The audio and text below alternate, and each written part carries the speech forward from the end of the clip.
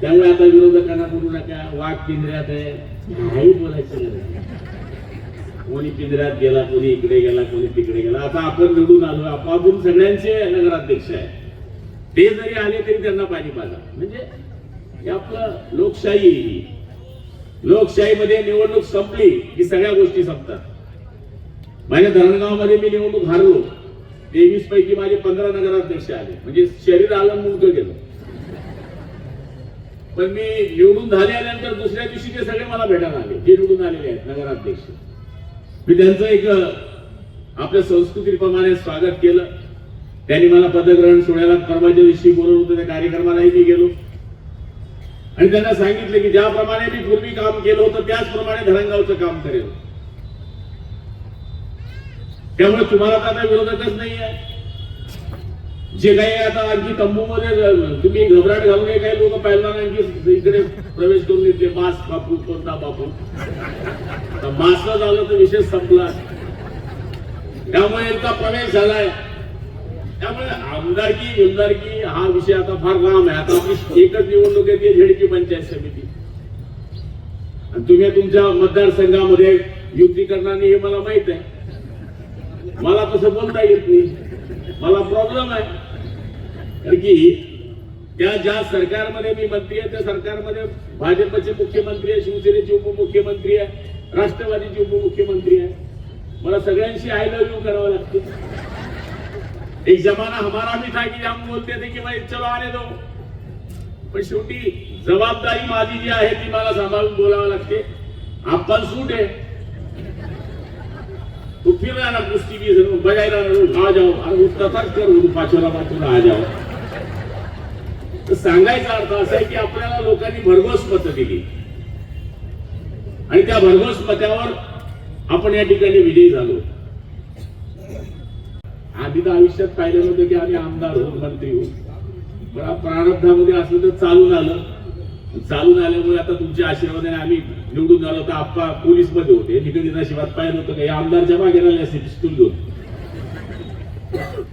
बरोबर आहे का? पण आता ते आमदार झाले. नशीब प्रारब्ध चेंज झालं. मी तर काही माझा तर विषयच नव्हता ना राजकारणाशी. या शेवटी प्रारब्धाच्याही या गोष्टी येतात. 3 वेळेस ते आमदार झाले. साधी गोष्ट नाही आहे 3 वेळेस आमदार होणं. एक वेळेस माणूस होतो नवा पिक्चर समजून, दुसऱ्या वेळेस काम नाही केलं तर लोक म्हणतात बदलातोय. आपण त्यावेळेस 2 वेळेस आम्ही निवडून आलो. मी ताट्यात दुसऱ्या वेळेस पडून गेलो. बदला झालो वडे दाढीवाले. पुन्हा निवडून दिलं लोकांनी. मग कंटिन्यू आणखी 3 वेळेस मी पण निवडून आलो. म्हणजे शेवटी लोक आहेत. ती धरणगावची सत्ता माझ्याकडे 25 वर्षापासून होती. ती गेली. ती काय येणार नाही का? येईल ती. नगरसेवक आमदारी सत्ता. तुम्ही चांगलं काम केलं तर आप्पा लीड भेटेल, नाही तर आप्पा लीड नाही भेटत. काय ते नगरसेवक कठीण होता निवडून आल्यावर. 2 मोबाईल, 4 माणसं, त्याची हवा. नगरसेवकांना हात जोडून सांगतो आलेल्याशी गोड बोला. काम हो ना हो, पाणी पाजा, चहा पाजा, गोड बोला. नाही तर नगरसेवक झाला का तो ऐकत नाही. माझा कार्यक्रम तसाच झाला. निवडून देणाऱ्याला 5 दिली 2 नंतर. अरे नाही रे, जे डोक्यावर पकडताना ते डोक्याच्या खाली मी पटकता. त्यामुळे तुम्ही माझ्यापेक्षा लहान आहे. राजकारणामध्ये मी जवळपास 25-30 वर्षाच्या वरती आहे. 96 साली पहिला नगराध्यक्ष बसवला होता मी धरणगावचा. आणि आम्ही कुठे पळून गेलो होतो, पैसे नव्हते झुरकड्याला.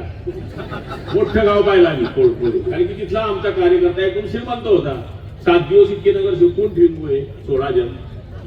मग खावाडी दिवाळी कोण घेतली तर आम्ही त्याच्यावर राजवाड्यात घालून दिलं त्यांना 16 दिवस तिथेच एकाच ठिकाणी.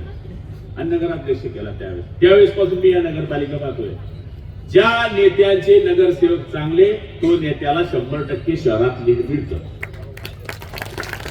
मी माझे धरणगाव नगरपालिकेत एक वेळेस 20 पैकी 19 नगरसेवक निवडून आले. काँग्रेस विरुद्ध, भाजप विरुद्ध, राष्ट्रवादी विरुद्ध. ती अलग अलग लढले. मी एकटा लढलो. मला मतं मिळाली 38%. त्यांना सगळ्यांना मिळाली जवळपास 62%. पण मला जास्त मिळाल्यामुळे मी निवडून आलो. आमदारकी लागली गो त्या 62 विरुद्ध. आणि आपला मग लहान तो नाराज, मग काम बी नाही, मग गटर बी नाही, मग रस्ता बी नाही. आलं 5600 मतांनी मायनस होतो आता मी किती 5600 आणि पडलो किती मतांनी 4000. आपली गाणं पिक्चर राम बोलो भाई राम. त्यामुळे तुम्हाला हात जोडून विनंती आहे, सगळ्या नगरसेवकांना हात जोडून विनंती आहे की तुम्ही किशोर आप्पांनी जशी मेहनत केलेली आहे त्या आता सुनीताताईंना 10,000चं लीड मिळालं, पण आमदारकीला किशोर आप्पांना 15,000चं लीड कसं मिळेल असा वागण्याचा प्रयत्न करा.